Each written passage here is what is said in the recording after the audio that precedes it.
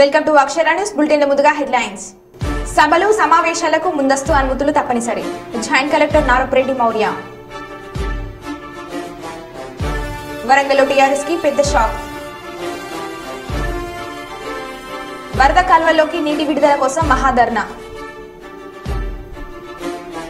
Seat రాలేదని ఎవరు అధైర్యపడకండి. మాజీ ఎమ్మెల్యే మీనాక్షి నాయుడు. కాంగ్రెస్ లో చేరనున్న కడియం శ్రీహరి. వరంగల్లో నీచకోటియ కాంప్లెక్స్ షాపింగ్ మాల్లో భారీ అగ్ని ప్రమాదం.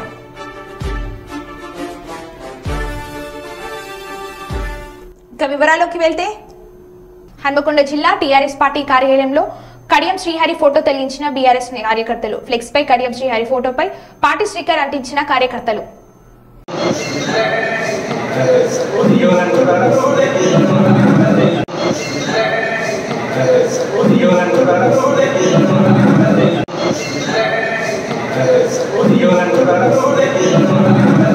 వేములవాడ శ్రీ రాజరాజేశ్వర స్వామి ఆలయంలో పార్వతి మరియు రాజేశ్వర స్వామి కళ్యాణం అత్యంత వైభవంగా గురువారం నిర్వహించారు. అనంతరం ఆలయ రాజగోపురం ముందు ఎదుర్కోలు కార్యక్రమం నిర్వహించారు. స్వామివారికి మున్సిపల్ కమిషనర్ పట్టు వస్త్రాలను సమర్పించారు. అనంతరం పార్వతి మరియు రాజేశ్వర స్వామి వారిని కళ్యాణ వేదికపైకి మంగళ వాయిద్యాలతో తీసుకువెళ్లారు. అనంతరం అర్చకులు స్వామివారి కళ్యాణాన్ని అత్యంత వైభవంగా కళ్యాణం నిర్వహించారు. భక్తులు వేల సంఖ్యలో హాజరయ్యారు. కళ్యాణంలో ప్రభుత్వ విప్ ఆది శ్రీనివాస్ పాల్గొన్నారు. అనంతరం ఆలయంలో ప్రత్యేక పూజలు నిర్వహించారు.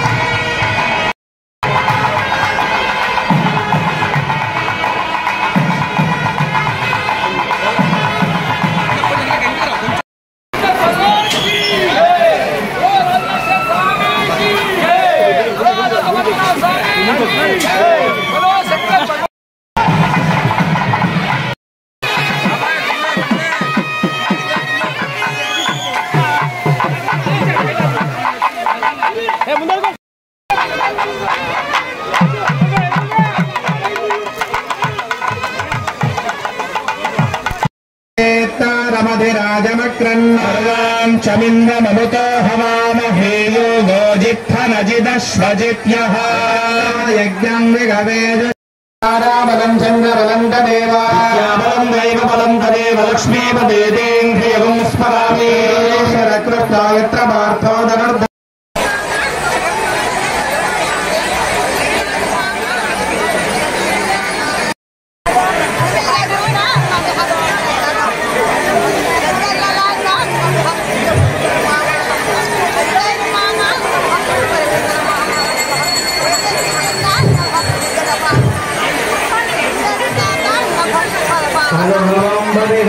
కర్నూలు టౌన్ కలెక్టరేట్ లో రాజకీయ పార్టీలు వారి ప్రతినిధులు నిర్వహించే సభలు సమావేశాలు ప్రచార కార్యక్రమాలకు ముందస్తు అనుమతులు తప్పనిసరిగా తీసుకోవాలని పాణ్యం నియోజకవర్గం RO joint collector Narapareddy Maurya పేర్కొన్నారు.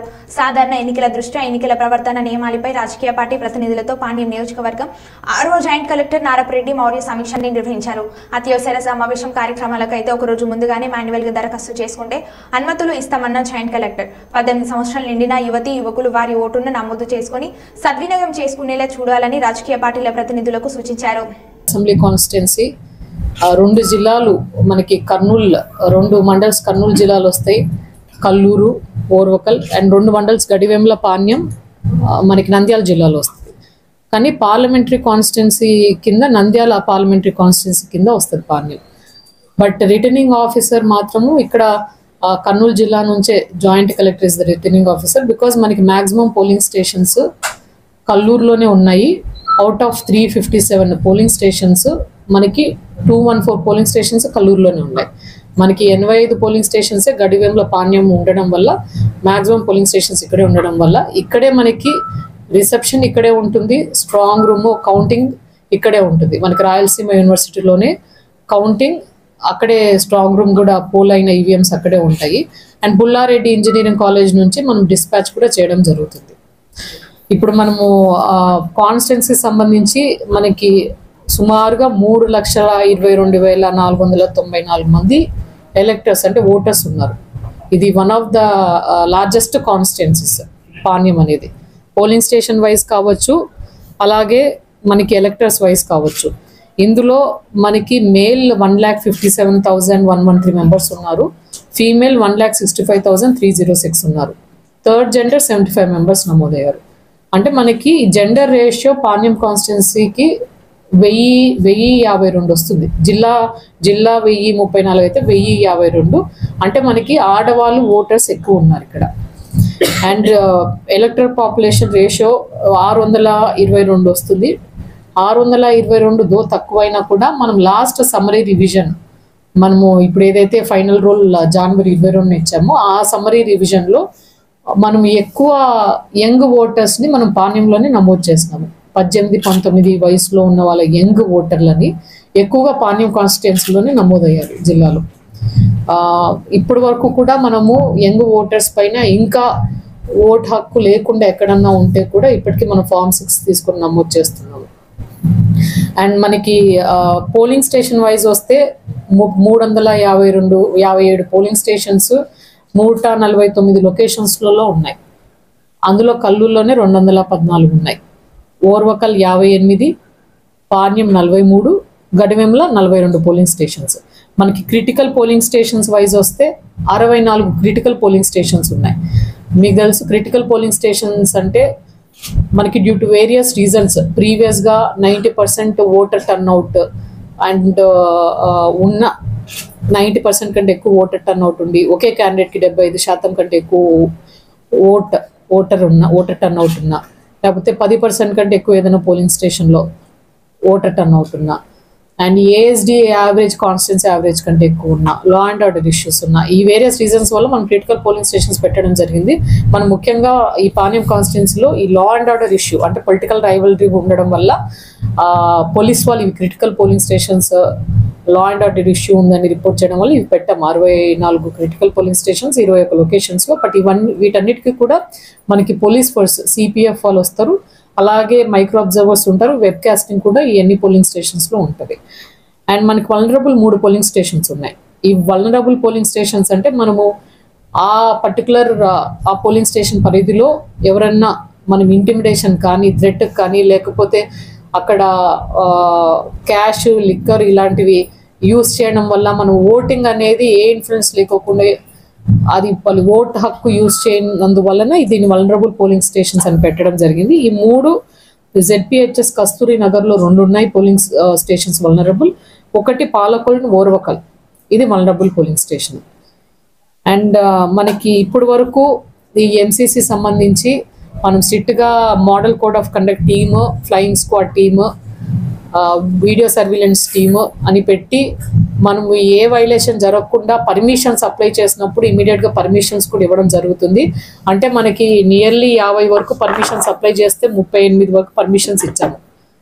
ఏ పార్టీ అప్లై చేసినా పర్మిషన్స్ ఇస్తున్నాము. బట్ పోలీస్ వాళ్ళు దీనికి నో అబ్జెక్షన్ ఇవ్వాలా, నో అబ్జెక్షన్ ఇచ్చి అన్ని అంటే ఎలక్షన్ కమిషన్ రూల్స్ ప్రకారం అన్ని పార్టీస్కి ఈక్వటబుల్ డిస్ట్రిబ్యూషన్ లాగా మనం పర్మిషన్స్ కూడా ఇవ్వడం జరుగుతుంది.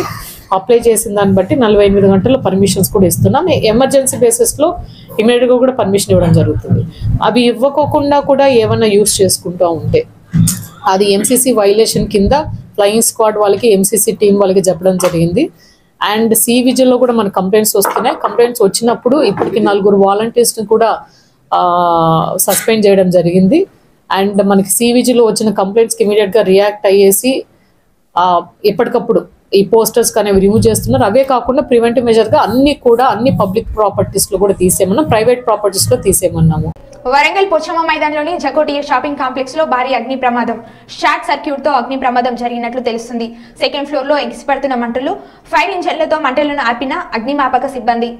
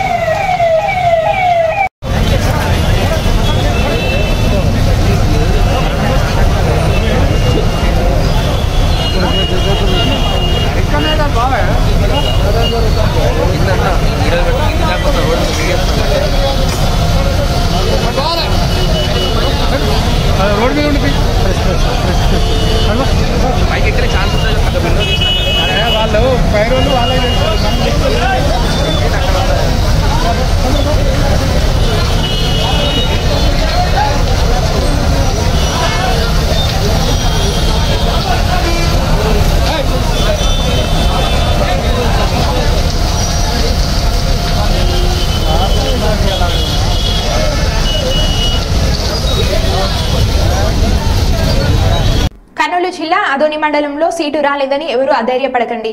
అదోని ఎక్స్ ఎమ్మెల్యే మీనాక్షి నాయుడు 3 పార్టీలు పొత్తుల భాగంగా అదోనిలో బీజేపీ క్యాడర్ డాక్టర్ పార్థసారథిని నిర్వహించడం జరిగింది. కావున ప్రతి ఒక్కరూ కలిసిమెలిసి పార్థసారథికి అదోనిలో ఎక్కువ మెజార్టీతో గెలిపించాలి అంటూ మీనాక్షి నాయుడు కార్యకర్తలకు సూచనలు ఇవ్వడం జరిగింది.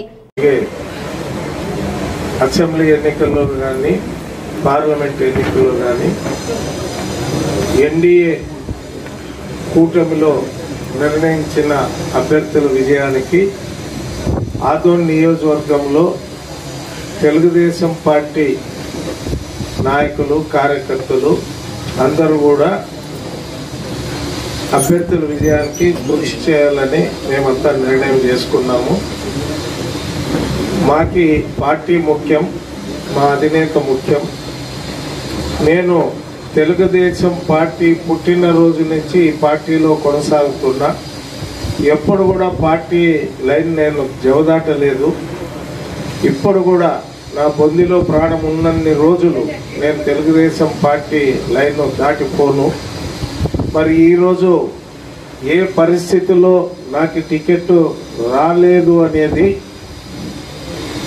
నా అంతరాత్మకి తెలుసు, మా జాతీయ అధ్యక్షుడు అంతరాత్మకి తెలుసు.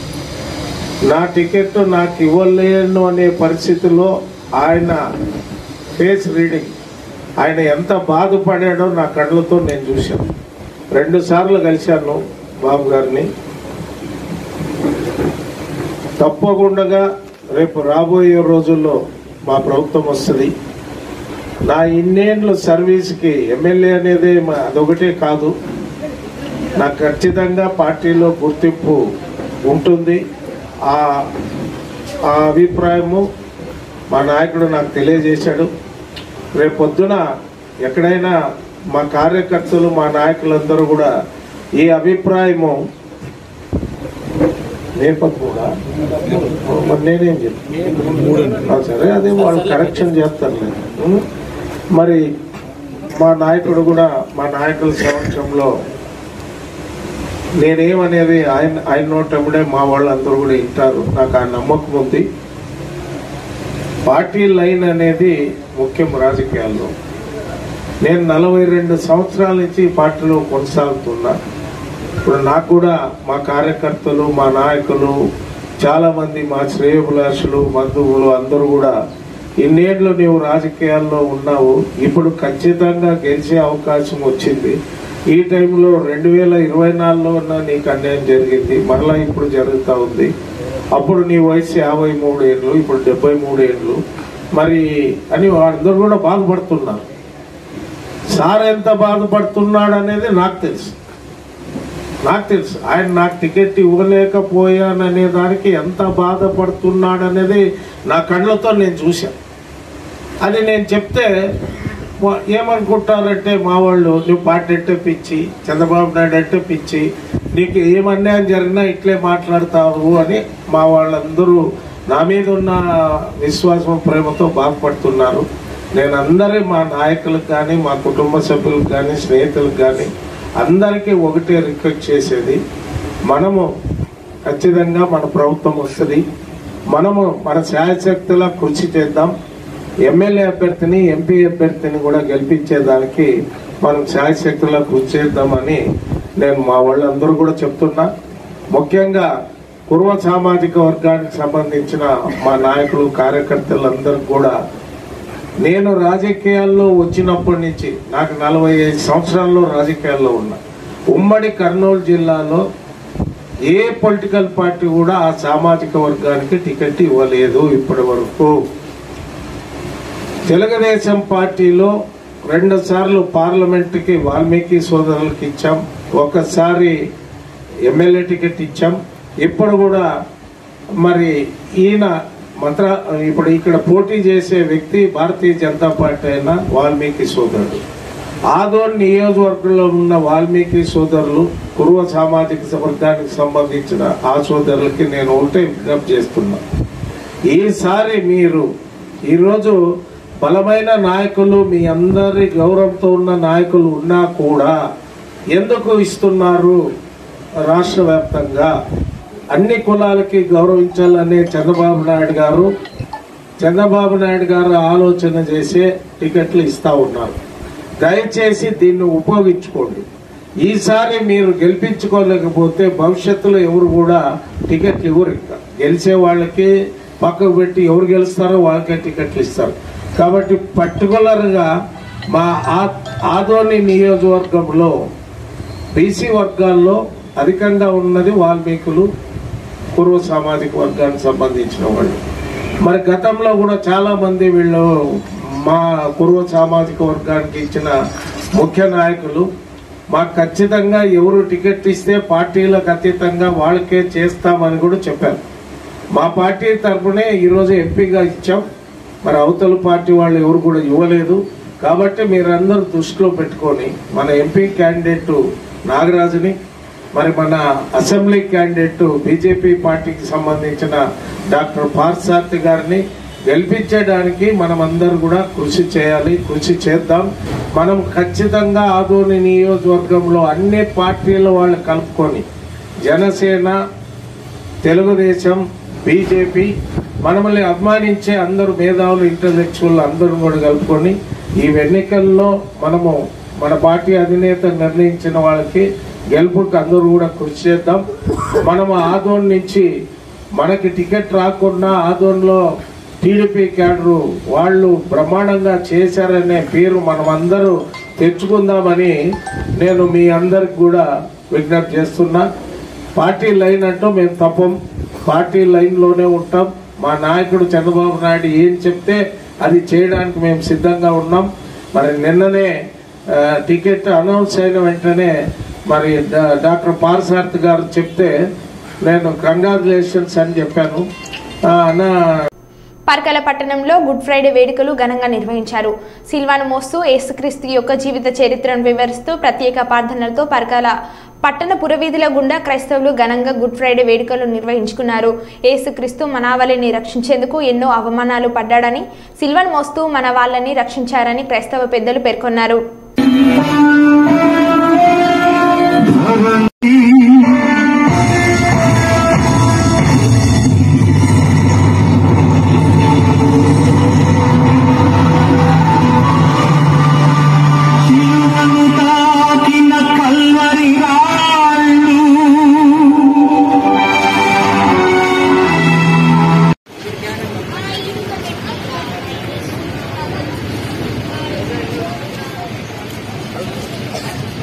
ఆరవ స్థలము వెరోనికమ్మ క్రీస్తునాథుని ముఖమును తుడుచుట.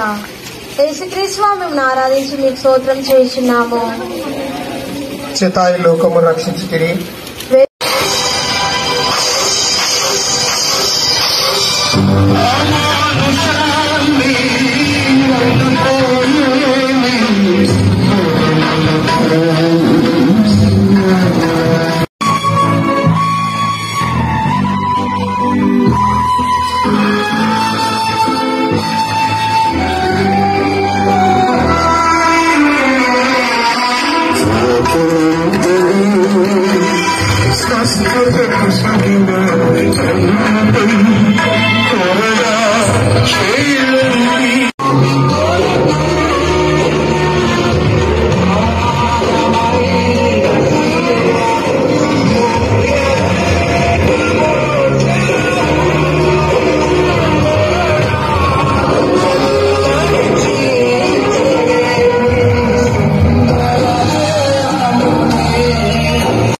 పాపముల చేత దానిని చెడగొట్టుకుంటేని మీరు మాత్రమే దానిని తిరుగు సౌందర్యవంతంగా చేయ శక్తులై ఉన్నారు.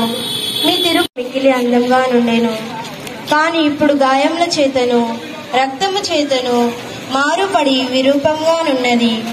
జ్ఞానస్నానంలో నేను మీ ఇష్ట ప్రసాదం పొందినప్పుడు చూచి ఒక వర్షమును వారి చేతికి నీయగా ఆ వర్షంతో వారు తమ ముఖమును తుడుచుకొనిన మాత్రమున వారి ముఖ పోలిక ఆ వస్త్రం మీద ముద్రింపబడెను. నా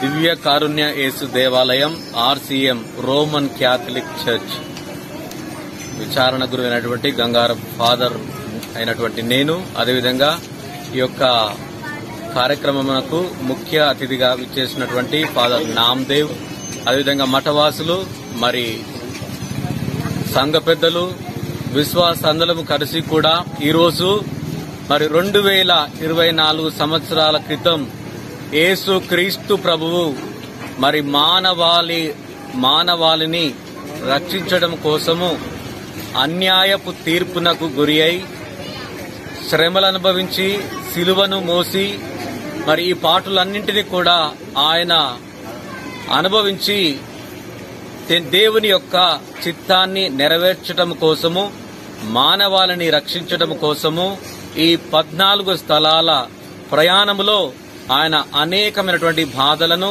ఇబ్బందులను, అవమానములను, నిందలను మోసి మరి ఈ సిలువ ప్రయాణములో ఆ కలువరి కొండ వైపుకు ఆయన ప్రయాణము సాగించి మరి ఆ కలువరి కొండ మీద ఆ సిలువకు శీలలొచ్చే కొట్టబడి ఆయన మరణించి మరి 3వ దినమున పునరుత్థానమైనటువంటి ఆ ఘట్టాన్ని, ఆ సంఘటనను, ఆ చారిత్రాత్మకమైనటువంటి ఆ యొక్క ఘట్టాన్ని మీ రోజు స్మరణ చేసుకుంటూ మా యొక్క పరకాల పట్టణములో మరి ఆ సిలువ యాత్రను మేమందరం కూడా ఈ విధంగా భక్తి ప్రవక్తులతో మేము నిర్వహించుకుంటున్నాము. ఇందులో అనేక మంది రాజకీయ నాయకులు, మరి విశ్వాసులు, మరి మఠవాసులందరం కూడా పాల్గొని ఈ యొక్క సిలువ యాత్రను మేము ఈ పట్టణంలో మేము నిర్వహిస్తూ ఉన్నాం.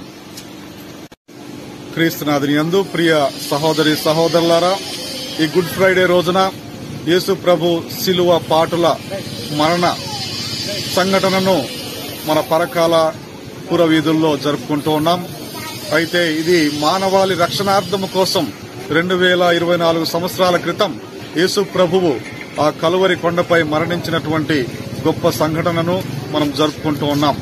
ఇది క్రైస్తవులకే కాదు, ప్రపంచంలో ఉన్న ప్రతి మనిషికి ఈ యొక్క మరణ ఉత్థానముల ద్వారా రక్షణను తీసుకుని వస్తున్నానని ప్రభు చాటుతూ ఉన్నాడు. ఆయన లోకరక్షకుడు. మానవాళి కోసం ఏ తప్పు చేయకపోయినా ఆ శిలువపై మరణించి ఆ శిలువ మరణాన్ని ఒక నూతన ఆజ్ఞగా మనకిస్తూ ఉన్నాడు. ఆనాడు శిలువ మరణము ద్వారా ఎంతో మంది శిక్షను పొందారు. కానీ యేసు ప్రభు శిలువ మరణము ద్వారా మానవాళికి ఒక కొత్త జీవితాన్ని, నూతన జీవితాన్ని, పరలోక జీవితాన్ని అందిస్తున్నటువంటి ఈ ప్రయాణములో అందరూ భాగస్థులమై మన పరకాల నగరాన్ని యేసు ప్రభు ప్రక్షాళన చేసి అందరినీ తన యొక్క బిడ్డలుగా, పరలోక రాజ్య వారసులుగా తయారు చేయడానికే మనం ఈరోజు మన విచారణకర్తలతో కలిసి మరియు సంఘ పెద్దలతో కలిసి, విశ్వాసులతో కలిసి ఈ నగరంలో ఈ యొక్క సంఘటనను జరుపుకుంటూ ఉన్నాం. మన నగరాన్ని ఆ యేసు ప్రభు దీవించి కాచి కాపాడి రక్షించమని మనమందరము ప్రత్యేకముగా ప్రార్థించి వేడుకుంటూ ఉన్నాం.